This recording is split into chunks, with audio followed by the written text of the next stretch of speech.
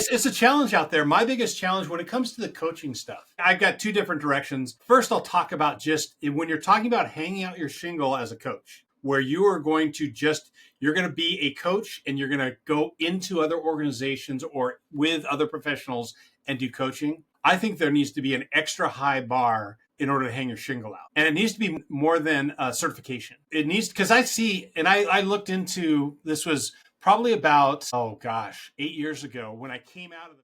Welcome to Career Coaching Secrets, the podcast where we talk with successful career coaches on how they built their success and the hard lessons they learned along the way. My name is Davis Nguyen, and I'm the founder of Purple Circle, where we help career coaches scale their business to $100,000 years, $100,000 months, and even $100,000 weeks. Before Purple Circle, I've grown several 7- and 8-figure career coaching businesses myself, and have been a consultant at 2 career coaching businesses that are doing over $100 million each. Whether you're an established coach or building your practice for the first time, you'll discover the secrets to elevating your coaching business. Welcome to another episode of Career Coaching Secrets podcast. I'm your host, Rexhen, and today's guest is John Losey, founder of the Into Wisdom Group and the seasoned guide, executive coach and consultant, and organizational ecologist dedicated to transforming individual and organizational performance. John brings a rare blend of creativity, innovation, and experiential learning to his coaching practice, helping leaders and teams navigate complexity, build stronger cultures, and unlock their full potential. Through executive coaching, he partners with leaders to strengthen judgment, align vision with action, and expand leadership capacity. With organizations, John focuses on building resilient, high-performing teams, fostering collaboration, and shaping cultures that support growth and sustainability.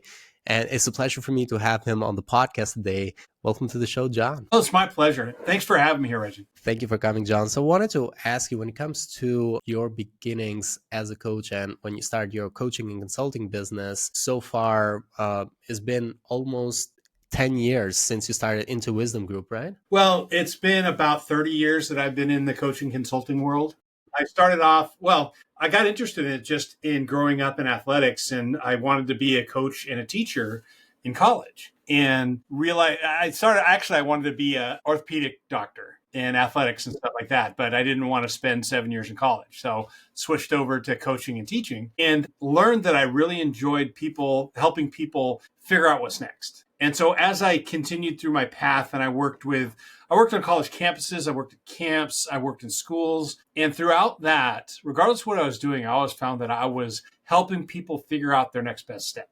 And so that's been the theme of my career, my professional and personal life, has been helping people figure out what's next. And so when I started first I started a nonprofit called Praxis Training Systems. And through that, I realized that, I really liked working with organizations. And through that, I worked with people. And about, it must have been 25 years ago is when I switched it over to Into Wisdom, and Praxis was part of that. And now it's just Into Wisdom Group is everything.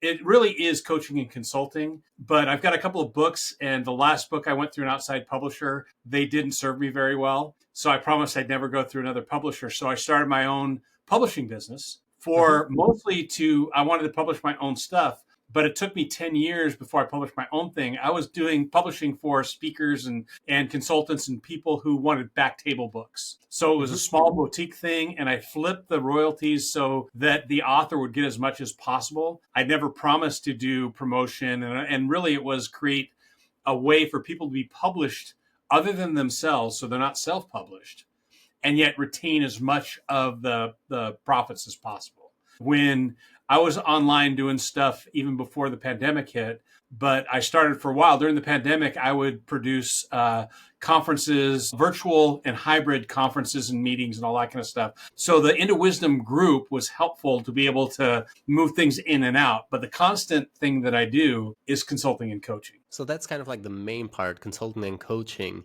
And how would you describe the ideal client profile that you typically service? Is there a certain demographic, psychographic, or a certain industry that you typically find yourself working with? As I mentioned beginning, there might be a percentage of them who are listening. So I wanted to see if we could identify them by listening. So originally I was doing small, medium-sized businesses and nonprofits, non-government stuff across borders. And what I realized, especially when I went in, I worked at a large award-winning corporate university, and I found that most of what I do, now consulting, I need to know something about the business or organization. I'm not a financial consultant.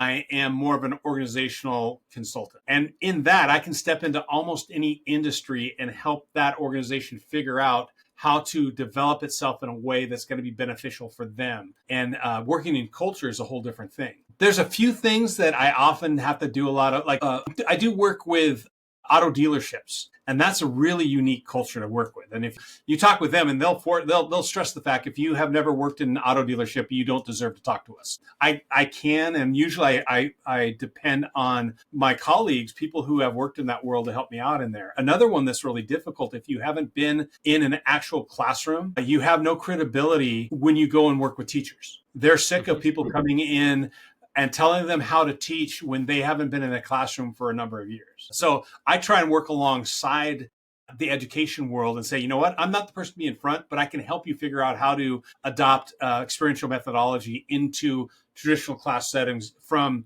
elementary school up through higher education. Higher education is easier to get into because there's so many different facets of that. So I would say for my consulting, I've worked with everybody from accident reconstruction engineers, financial, like mutual fund people. I've worked in higher education. I've worked alongside some other education stuff. I've even come alongside some different departments in the big ones, the Fortune 500 ones. I feel disingenuous when I say I've worked with Google, Disney, all that kind of stuff, because I've worked with small factions in there. I've never been brought in by the whole organization, but different parts trusted me enough to go in there. And as far as the coaching goes, I think that it's actually a detriment if you walk in and try and coach somebody from your own industry, because you're trying to solve the problems you had when they were in their situation and not hear them for what they're working on. And I just see it so often that people come in as they're not a coach, they're an expert. And that's a whole different thing. I love people who realize the best C-suite executive I work with are the ones who they don't come across as experts. They come across as beginners, as growth mindset. And the best CEOs I've worked with are the ones who come in and say, what aren't I seeing? What am I missing here? And instead of coming in and saying, I'm an expert, let me tell you what I'm an expert in. An expert comes in and tells you what they already know. A beginner comes and looks around and says, what don't I know here? And those are wonderful people to work with because they're open to new perspectives. And it's not that when I coach, I don't bring new perspectives. I help them see and get clear on where they're going. And we talked earlier about, I do career coaching, but that's not what I do. Oftentimes when I'm talking to somebody, it'll turn into a career path, career tracking type stuff. I've also set up free. There's been several big layoffs this past couple of years. And when it impacts an industry, I know I'll set up and say, hey, if you just got laid off, come and join a group and we'll work on what's next. We'll work on the transition, their personal and professional transition, and then we'll help them target what do they want to become. So that's I don't know if that tells you what my target audience is. It's either I'm totally confused and don't know, or I'm open to anybody who comes to the door. I want to help you get clear on what your next best step is. So you would say when it comes to coaching, there's a specific kind of focus and there's a kind of like slightly different focus when it comes to consulting, or you'd say they kind of still merge together in a way? No, you can't do consulting without getting into coaching, and you can't do coaching without getting into some sort of organizational consulting. I learned that when I was working in a large organization. I was kind of the inside development guy, personal professional development, and also organizational development guy. So a boss would come in and say, hey, this guy, Sam over here, he really needs some coaching. And I'd go in and go, yeah, everybody can use coaching, but I tell you what, there needs to be some organizational straighten out to help him excel. And then somebody else says, my organization is horrible. I hate it. We need to work here. I said, yes, every organization could use some fine tuning. However, you might be able to use and get some benefit over getting clear about what you're about. So consulting and coaching are two very different things. As a consultant, they're purchasing my ability to come up with solutions, interventions. As a coach, I'm not there to fix them. I'm there to help them get clear on what they want to accomplish. And it's really one of the big things is to help them redefine. They come to you with an issue or something. is there, and the temptation is to fix that issue. What I want to do is help them redefine it into, what does this look like if you're successful? If this isn't an issue anymore, tell me what it is. And create a success statement. That's what we can work towards. And most often we can work to something where they already have, we'll get as many answers and possibilities as we can, and they'll find something, they'll bring something up themselves that will really work. If they don't have it, if they don't already have the competency or capacity, that to me points to, all right, my coaching is to go get some training and to gather those skills. So that's the difference, is that I'm not bringing solutions as a coach. I'm helping build your competency and capacity. I'm not here to fix you. I'm here to help you get clarity and help you see what the next best steps are. Interesting. That makes sense. And when you say that, is like, makes sense what you said earlier, where helping someone from your field as a coach is actually to your disadvantage, because you tie in what you like your experience, and you know the field too well to kind of like be curious about it. While if it's a completely different industry, then you are even more effective as a coach. It takes a lot of discipline, if you're working with somebody in your field or close to it, to be able to set your own experiences back. Because the temptation, and I don't care if you're even in other industries, the temptation as a coach is to fix the problem you had when you were in their situation and not listen and create clarity about what they're experiencing. And we too often make it about ourselves. And my mentor, a guy named Fred Harburg, he always likes to say, coaching, I think about that amazing movie, The Incredibles, where Mrs. Incredible says, it's not about you. In coaching, it's never about the coach. It's about the performer, the person who you're working with. It is all about them. And you're at your best when you're holding up a mirror and saying, are you seeing this? Is this what you're saying? Is this what you're seeing? And since you mentioned the mentor, how would you define that? From my understanding of doing these interviews, because I don't do coaching, I'm not a coach, I'm not a mentor. But what I've understood is a mentor is someone who is in your industry, is already doing what you're doing, and is helping you move faster or giving you advice, which a coach wouldn't in this case. It's not a consultant either, because it's not solving solutions. It's not solving anything for you. It's just actually giving advice based on his lived experience. Is that how would you describe a mentor? Pretty close. Yeah, I do think that there's a huge difference between coaching and mentoring. And if you're in a position, everybody deserves coaching. Even if it's peer-to-peer coaching, coaching up, all that kind of stuff, coaching is a way to enter into a conversation. We like to call it a thought partnership. Mentoring, you can only really mentor one or two people because it takes a lot more time. You have to give them access to your life. You give them access to your network, access to your experience. And is there coaching involved in mentoring? Of course there is, but it's much more than that. And in essence, really what you're becoming an advocate for that person in their career path. I do think when you talk about career coaching, one of the things that I would do if I were in a career coaching thing is find somebody to mentor you. And you do that not just by position, but you do it by the presence that person has. Is there somebody in your organization or in your industry that you admire, look up to, and would love to emulate yourself around? But mentor is much more time and personal resource intensive. I worked inside a large organization, and we got really clear about, first of all, the differences, and also training people to become mentors. So if we set up a mentoring program where there's a clear bar that you had to pass in order to become a mentor, but we'd also prep the people wanting to become mentored, the proteges, we would prep them on how to be mentored. And because it's truly a deep relationship, extended relationship, long-term relationship that you're trying to build through mentoring. Absolutely. And thank you. Thank you so much for helping me understand that even more clearly. Right now, and this is a question that coaches who are listening to might find interesting, is when it comes to your clients right now and how you're finding them, is there a certain marketing channel that you feel like is working better overall? Nope. But it's a challenge out there. My biggest challenge when it comes to the coaching stuff, I've got two different directions. First, I'll talk about just when you're talking about hanging out your shingle as a coach, where you are going to you're going to be a coach and you're going to go into other organizations or with other professionals and do coaching. I think there needs to be an extra high bar in order to hang your shingle out. And it needs to be more than a certification. It needs, because I looked into, this was probably about, 8 years ago when I came out of the big corporate thing. before I was a coach and a consultant, and in the early 2000s, it wasn't what it is today. When I then go out and I realize I do a Google search and there's millions of hits when it comes to coaching. I said, okay, I've been doing this for about 20 years now. Let me see what's out there. And so I looked into getting certified, and I realized that I have a master's in human development that does more than if I went and got certified. But I do appreciate when I looked into what it takes to become ICF certified. I go, that's pretty robust and pretty good. The problem is the results I've seen, people who were good coaches going in were good coaches going out with better marketing. The people who did not have the chops of coaching going in rarely have the chops going out until they have much, much more experience. So I appreciate the need to have some sort of certification after your name. But as people who are looking for coaches, look for more than that. I actually just had this conversation with a couple of people who have been in that world, and then they got their master's degree in specific things.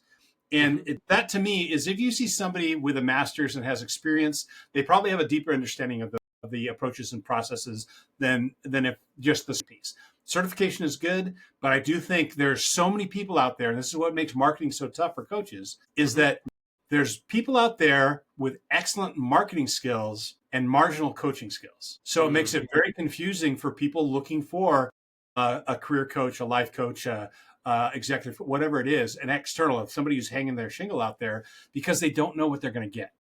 And it's just so muddy. But the way that, for me, there's the piece of most of my coaching comes through my consulting contracts. And I come in and I do training. Sometimes I'll be brought in to address some sort of organizational issue. And the solutions are rarely just an organizational intervention. Usually it's a mix of those types of training, and then also coaching for specific parts of that leadership team.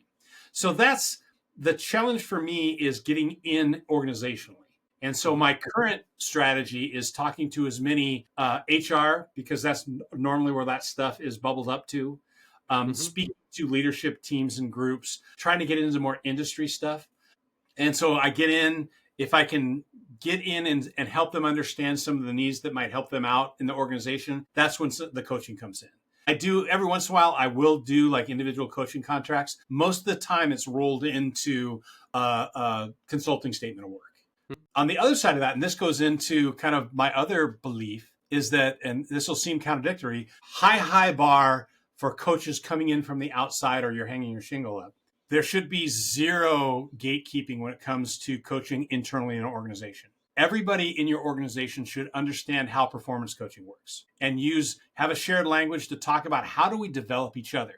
And not just, I was lucky enough to be on enterprise-wide coaching initiative where we tried to bring coaching to all the leadership in the organization.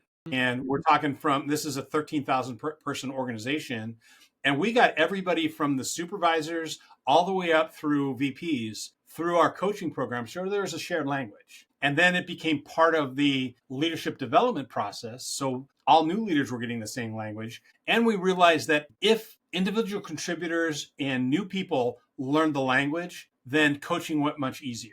So while high bar for somebody to claim themselves to be a coach, everybody in your organization should understand coaching and development and have a shared language around it. And that's how you, like, one of the biggest things, if you want to turn around an organization quickly, give them a development mindset. That seems like a consultant's solution to offer internal coaching for the company while doing coaching at the same time.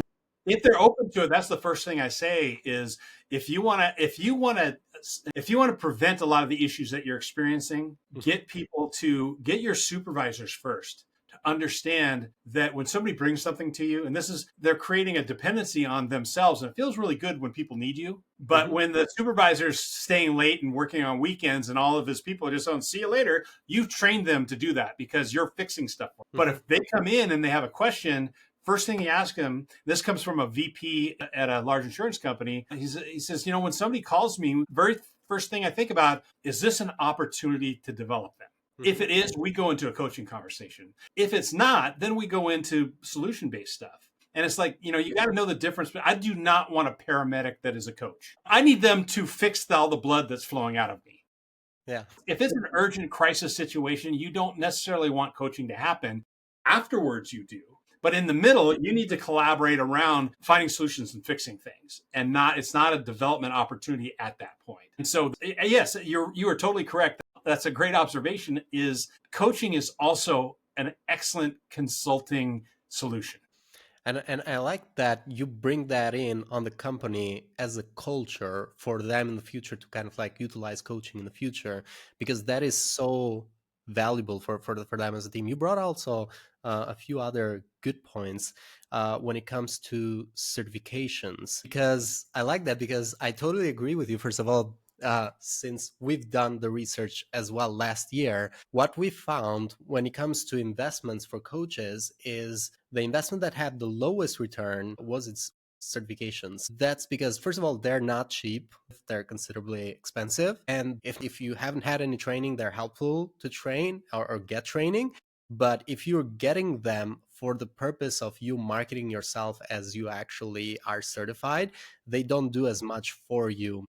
There's no return, because if you're working with individual clients, they don't know about the certification. So they're not going to care if you are MCC or PCC certified. That doesn't really make a difference for an individual unless they've worked with a coach before and they can actually make a difference. But companies, on the other hand, might ask you for, if you're working with companies, they might require you to have some sort of a certification. That was actually the only case where the certification becomes useful. But with individual clients, they just don't know any better. So they're not going to find that very useful. Yeah, what I found is that there's some service groups. They come in and they'll do programs where problem solving, team building, that kind of stuff. They'll bring facilitators in, but their coaches all need to be certified in some way. And usually the founders of that organization are certified in a certain way. So they want you to be certified in a certain way. I think that they want a shared language and they are offering a shared product. So that makes sense. But again, if you're just doing it to put some letters after your name to add credibility, I don't see the benefit of that. In fact, a friend of mine just did a cost benefit analysis. One of the best facilitators I know, a guy named Dan Miller. And he's just an excellent facilitator. And he looked into getting certified versus going to a master's program that does coaching stuff. I forget what exactly it's a master's in. And he looked at it and says, you know what? That master's degree will take me further and take me deeper because it's about me learning and knowing, and not just getting the methodology. The other thing that I've noticed is I've worked with, and I didn't create a certification, but I have what I call a coaching guild, which is you work your way up to become a master coach. And the idea is purely based on community. I don't want to do certification. The only really kind of certify-y thing that I do is people who are going to lead the program have to show that they know the model and that they're actively working on what we call the advanced coaching cohort, and they have facilitation chops. Because the way we train coaches is truly an experiential facilitated model. But what I've noticed as I've developed coaches is if you have experience in facilitation, you much more naturally take to the coaching model because it's about observation, it's about asking really good questions, and it's about letting the person make the choices and have more efficacy and control. It makes a lot of sense to me. We haven't looked at the data on that perspective, but it makes a lot of sense to me what you just said. I was also thinking about what you mentioned earlier when it comes to like when you mentioned how you find your clients was like going through HR people or going through certain industry specific or communities, groups where you can offer value. And initially you come in to help as a consultant and then you introduce coaching. Well, what I do is usually I don't get any cold calls, and I don't think LinkedIn and Facebook are places where people go to find coaches or find consultants. They go there to check up on you. And once they've got your name, they'll go check up on you just like they do a Google search but having a social media presence is important, but it's not the entry point. Most of the time, every once in a while, I'll get somebody who just calls me from a referral, word of mouth type stuff. More often, it's I go in and I do some sort of a workshop or speaking engagement with an association or a chapter or Rotary clubs, all that kind of stuff. And from there, they get to know me and they get to know what I have to offer. Then they go to social media and check up and make sure that I'm not some crazy guy, because they will look in your posts. So make sure that you're doing good posts. And that's how I will get in a consulting gig. And again, the consulting, usually in that interaction, there's some coaching, even if it's just with the person who's engaging me. I usually do my intake almost like a coaching session to help them get clear on what success looks like for them. So the coaching skills go into how I do intake for consulting. Cool. That makes sense. And so right now, when thinking about that, and looking into the future for the next 1 to 3 years, what would you say are some goals you're working towards with your business, either consulting side or coaching side? I think that like when it comes, especially the coaching, I just went up and did a community college up in Sacramento, and I'm slotted to do another one in a couple of months, different one. And that's again, community college, but I also am working on some nonprofit groups back east. I would love that to bring coaching into organizations, the performance coaching approach, to where they understand that everybody should know how to coach in an organization. I'd love to come. I've got a very accessible model. It's called Fact-Based Coaching by Fred Harburg. And it's a very simple, accessible model that you can literally, I did a day-long workshop last month and encourage them, go home and do this at home. This approach is just better thinking. Start coaching today.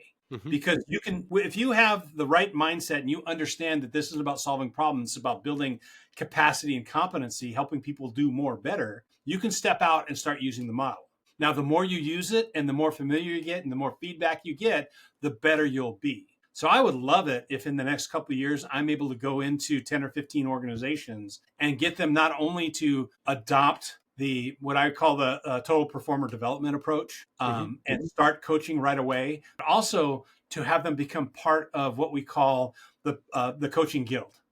And that is just a community of people who are they all share a same foundational understanding of coaching. And they come in and they start off as an apprentice, and then they're working it, so they're a journeyman, and then they're into what we call like a more advanced coaching cohort or artist level, and they're working towards refining their skills by doing it in community, sharing stories. And then if they want to, the way we don't do a certification test or anything like that, if you want to become a master coach, you have to get 2 other master coaches to bet their reputation on your coaching skills. So it's not a high stakes journey. It's about building a relationship and demonstrating competency in order to get that level. And then in there as well, so if organizations don't have master coaches more rapidly, if they have some skilled facilitators who learn the model and are actively working towards it, they can go in and be approved to use our materials. So that's like the only financial part of it is getting access to our coaching materials. Other than that, we are all just about becoming evangelists for this idea of developing each other. So you're thinking about this as kind of like a new offer entirely, right? Where you kind of like bring coaching into the organization, and with your materials, you kind of like, let's say you're kind of like validating if they're doing it correctly in a way, but also training them to do it and then bring it in as a culture. But is this like an offer in itself? Yeah, it is. It's ultimately what I hope is that they have their own internal guild or internal coaching culture.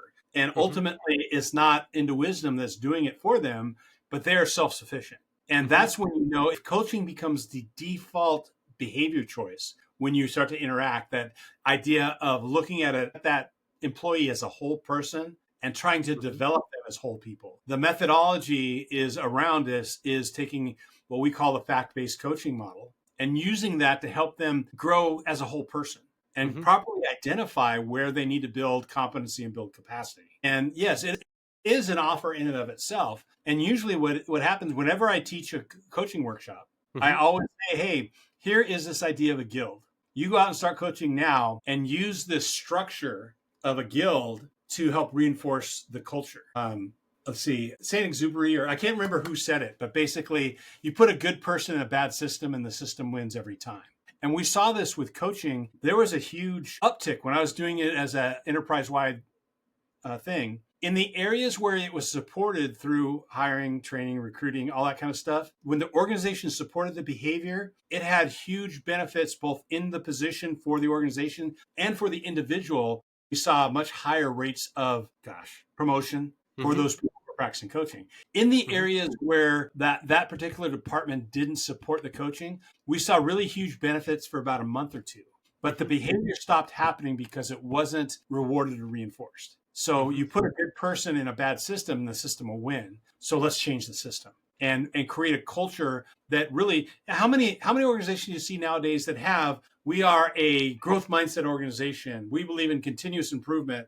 and yet they don't do anything culturally to do that other than Mhm. a bullet point on a mission statement. That is so true. And I really like it. I was just like thinking how impactful that offer in itself is to the company and to future companies you're going to do this with.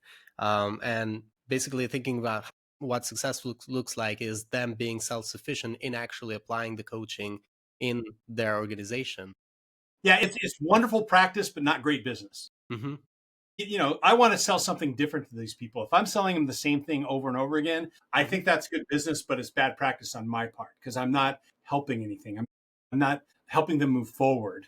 I am very, maybe overly cautious about creating an addiction to my services. If I'm not selling something new and different to them, then I created an addiction. I created a dependency. So I'm probably overly cautious about it. What I found from the most interviews that I've done with coaches is that typically coaches work their way out of the relationship with a client. So it's kind of like we have gotten to you to a point there you can be self-sufficient. It's kind of like what your offer does in a way itself. If they want to keep working with you and improve even more, they can keep doing that. And I understand your concern on that, but Well, that's it why makes sense. it's so crucial at the upstart, what we call the frame. The frame Mhm, is where you clearly define what success looks like, so you know when you're done. If you mhm, never get a clear definition of what success looks like, you'll never be done. And that gets frustrating for both the coach and the performer. But if we know that there's a clear, this is what success looks like, and we're going to give it this amount of time to see how far mhm, we get, then we're evaluated. But I think mhm, the best coaches are the ones that are working themselves out of a job. mhm. And sad to say, that's not always the case. Well, that's a beautiful offer. When that is successful, there's obviously a ton of other things you can offer because you're a consultant. There's also other spaces where you can offer value. So I really like that. And so, what would you say is the challenge right now in either in working out this offer? Is it in finding the next 10 to 15 companies where you can apply this on? Is it on actually having the company be convinced that this is the way to go? Where is the challenge? This is why I'm not a marketing consultant. To me, the whole marketing thing is a challenge because I just don't like that part of it.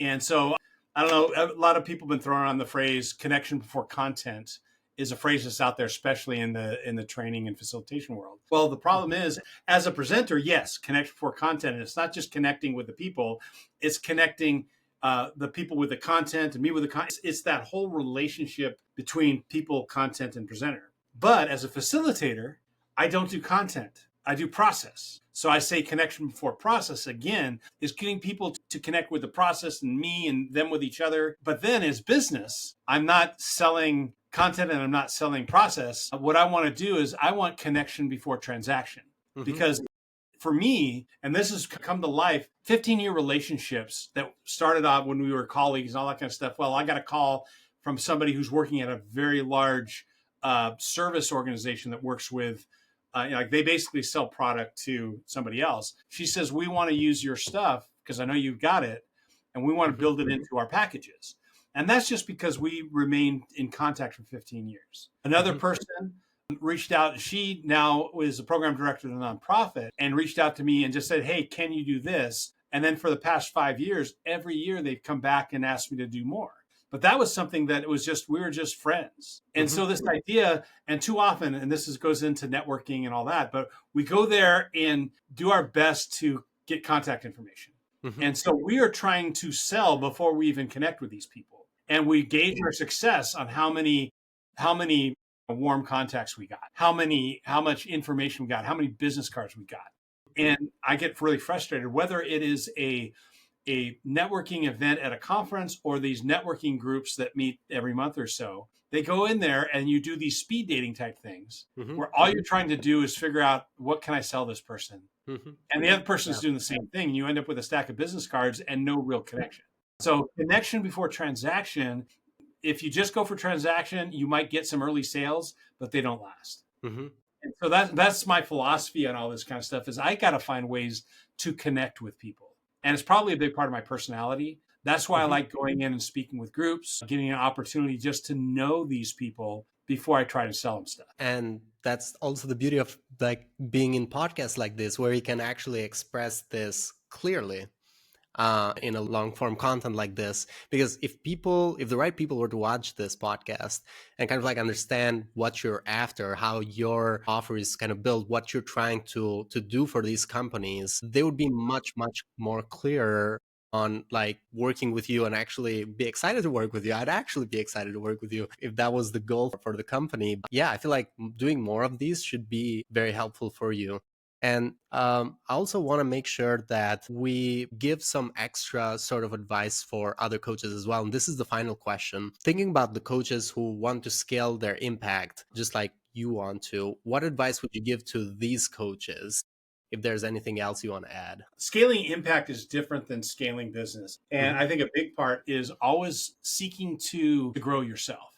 What we call that is in the synthesis part is turn every coaching interaction into an opportunity for you to reflect and get better at your coaching. Go out and look beyond what you know. Experts will go out and look for things to confirm their expertise. Beginners or the beginner mindset go out and looks for the stuff they don't know and work to get that beginner mindset. And what'll happen is you'll continue to grow and you'll see things differently. And that kind of synthesis, reflection, even being able to debrief in a community is helpful. So that to me is to scale your impact, to scale your business, I think is be willing to suck at something. There's an old adage that says if anything worth doing is worth doing well. Lesser known one is anything is worth starting poorly. And that, be willing to suck in order to get good. And the idea being is that if sometimes in order to scale your business, you need to scale your offering, either by making it broader or making it deeper. Do what you do better, deeper, and that will open up more opportunities for you. Or get curious. What are good things that would go along with what you're doing? And it could be that, this is my career path. Some people say, I like to say I have a diversity of career path. I've been everything from a CEO to a janitor to a wrangler. I've spoken to groups 60 feet above in the air on a ropes course and 40 feet underwater during a live scuba presentation. And so, I like to say I have a diverse set of experiences. Others say I just can't focus.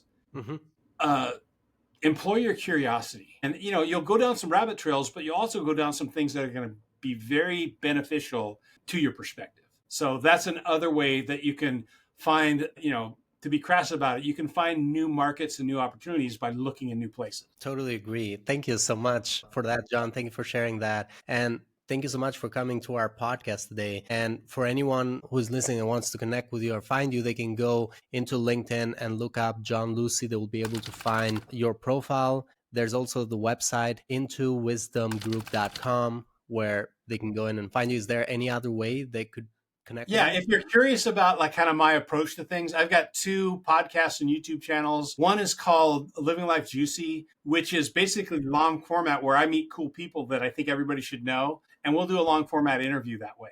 The other one is Growing People, which is more about resources that people can use about how people learn and grow and how communities are formed. Those tend to be more short form. So those are 2 different ways that you can find it. Well, also on Medium, I do a lot of my writing in article format on Medium. So right now I'm actually in the middle of a series on coaching.